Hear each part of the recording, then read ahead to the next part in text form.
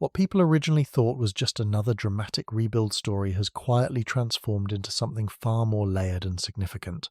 At first glance, it looked like a familiar narrative, a severely damaged Bugatti Chiron being brought back to life piece by piece, with all the expected doubts, technical hurdles, and skepticism surrounding it. But somewhere along the way, the focus shifted. It stopped being only about repairing a broken hypercar and started becoming a much bigger conversation about possibility, limitation, and control. Now, as the car inches closer to completion, the attention is no longer centered on what has already been achieved. Instead, it's locked onto what this outcome represents, and what it means for everyone who once believed this project would never reach this stage. If you've followed this journey from the beginning, or even picked it up midway, you've likely noticed a consistent pattern. Every supposed roadblock that was predicted early on has been addressed. Every stage that critics labelled as the breaking point turned out to be another phase that was pushed through. The warnings that insisted such a rebuild could only ever happen within the controlled environment of a manufacturer's facility were not just questioned, they were actively tested in real time. And that's why the conversation has changed. The question of whether the Chiron can be rebuilt is no longer relevant.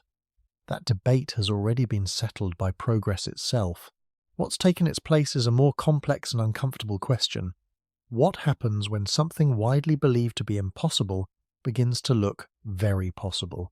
At this stage, the rebuild carries a kind of weight that goes beyond the garage walls. It's no longer just about craftsmanship or technical persistence.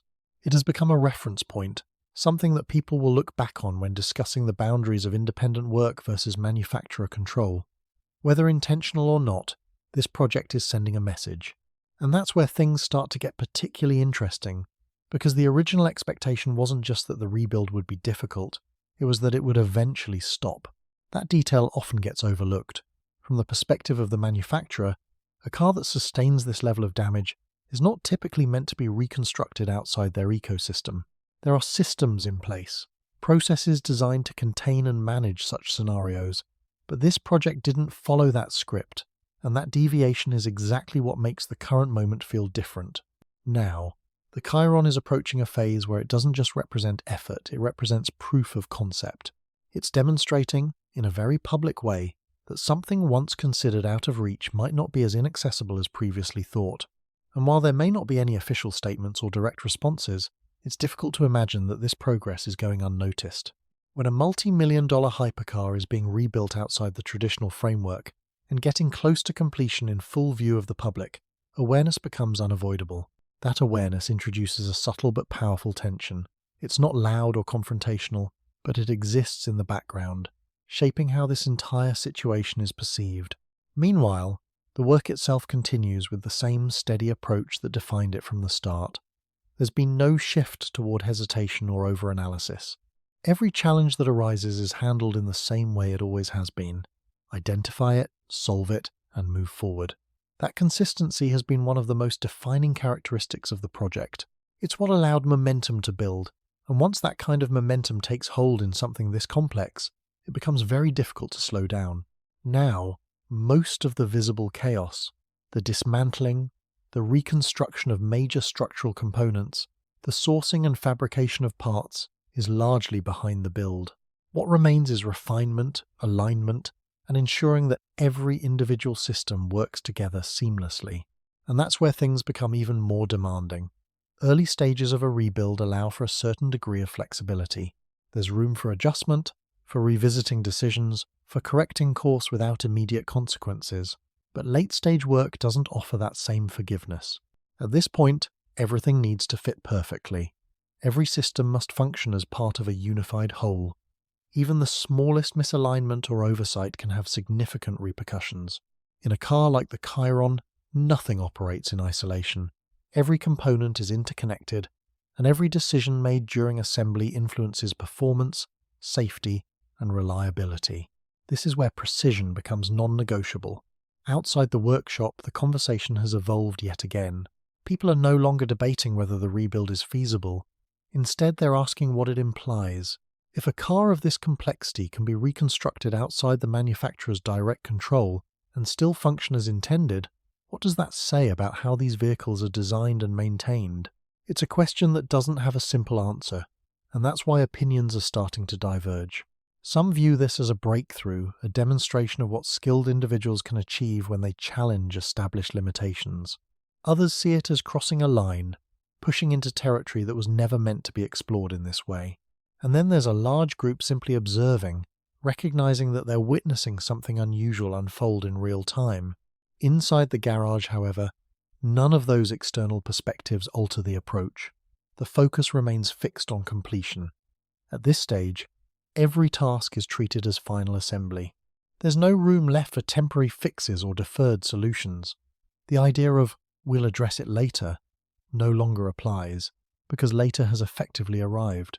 Everything being done now must hold up under real-world conditions, and this is where the broader implications begin to surface more clearly, particularly in relation to the manufacturer's original stance. If the Chiron reaches full completion, not partially functional, not just visually restored, but entirely operational, the narrative changes once again. The discussion moves away from damage and repair and shifts toward control. The initial claim wasn't simply that rebuilding such a car would be difficult. It was that it shouldn't be done outside a controlled environment. That distinction matters, because proving that it can be done even in a single instance introduces a new reference point that cannot be ignored. Once that reference exists, it doesn't fade away. It becomes part of the ongoing conversation about what is and isn't possible. There's also another aspect that often gets overlooked. Even if the car achieves full functionality, the journey itself has already made an impact. This isn't a theoretical exercise or a controlled demonstration. It's a real-world reconstruction of one of the most complex production cars ever created. That alone reshapes how people think about projects like this. It challenges assumptions and forces a re-evaluation of what independent builders are capable of accomplishing. As the rebuild approaches its final stages, the overall tone continues to shift. What started as curiosity has turned into anticipation, and that anticipation is gradually becoming expectation. People aren't just watching to see if the car runs anymore. They're watching to see how far this goes and whether there will be any acknowledgement from the highest levels of the automotive world. At this point, even silence carries meaning. The absence of a response can be just as telling as a direct statement, and that's where the most significant tension now resides.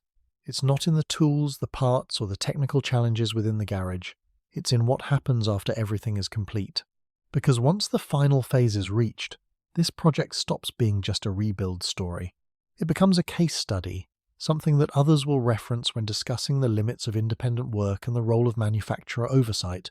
Whether that outcome reinforces existing beliefs or challenges them in a lasting way will depend entirely on how this final chapter unfolds.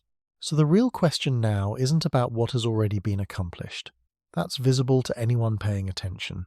The question is what this completion represents for everyone involved, the builder, the audience, and the company that originally defined the boundaries of what should and shouldn't be possible. Because at this point, they're no longer observing an attempt, they're watching a result take shape. And depending on how it concludes, this could either strengthen the idea that such vehicles require strict factory control, or quietly undermine it in a way that can't easily be reversed. Either way, the Chiron has moved beyond being just another project. It has become a benchmark, something that will be referenced long after the final bolt is tightened and the engine comes to life again. And with the finish line now within reach, it's only a matter of time before this stops being a work in progress and becomes part of a much larger story about what's truly possible.